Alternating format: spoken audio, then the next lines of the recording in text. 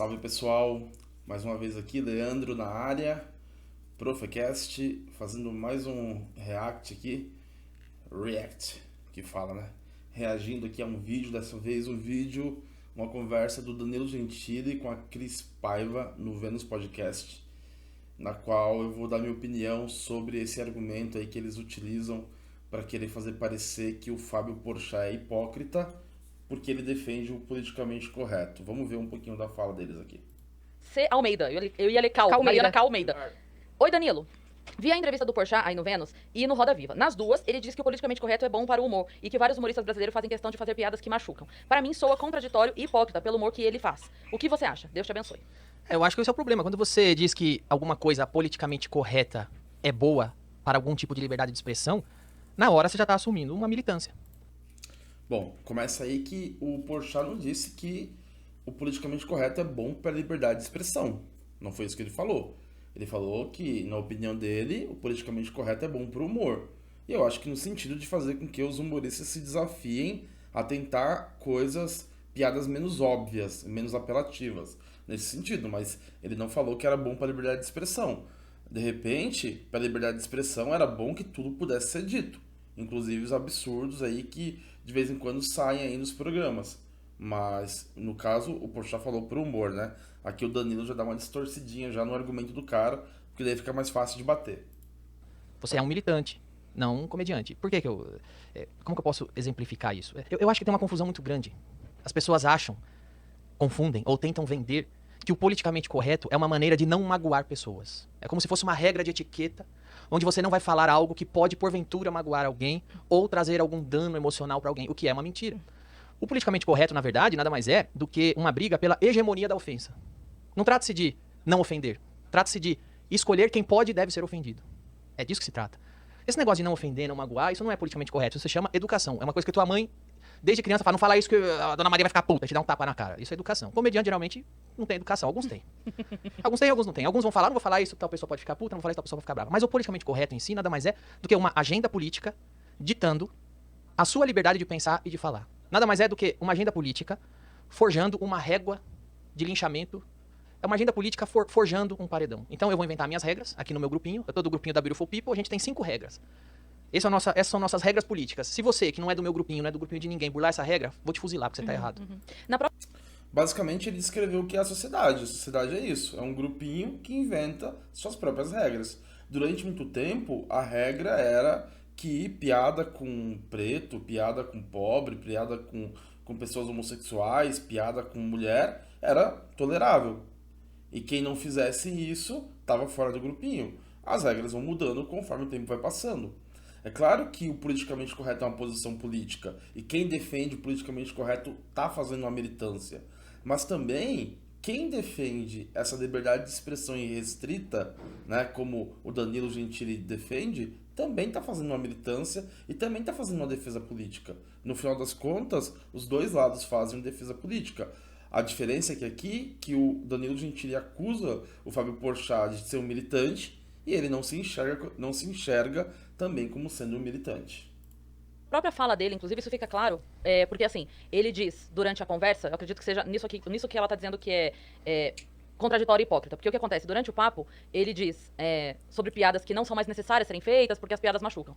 Logo depois entra o assunto sobre o especial do Porta dos Fundos, Sim, sobre eles terem feito exato. piada com religião, e a frase dele é: nada é sagrado pra comédia.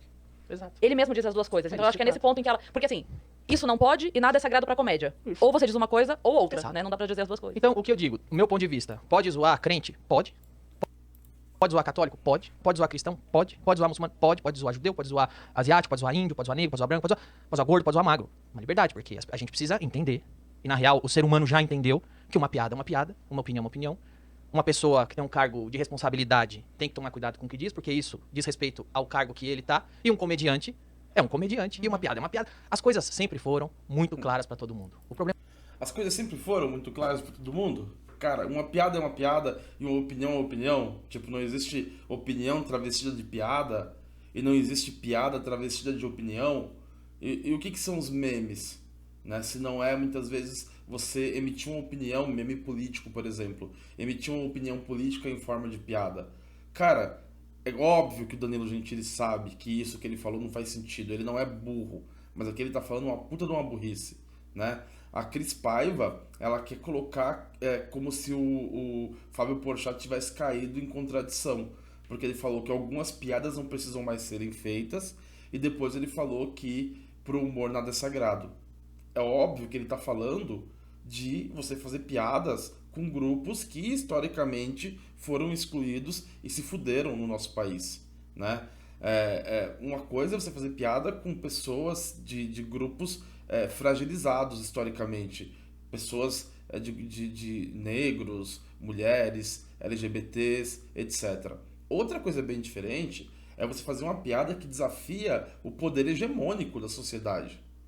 Aí você tem que ter culhão. Aí você precisa melhorar enquanto humorista. E é nesse sentido que eu acredito que o Porchat fala.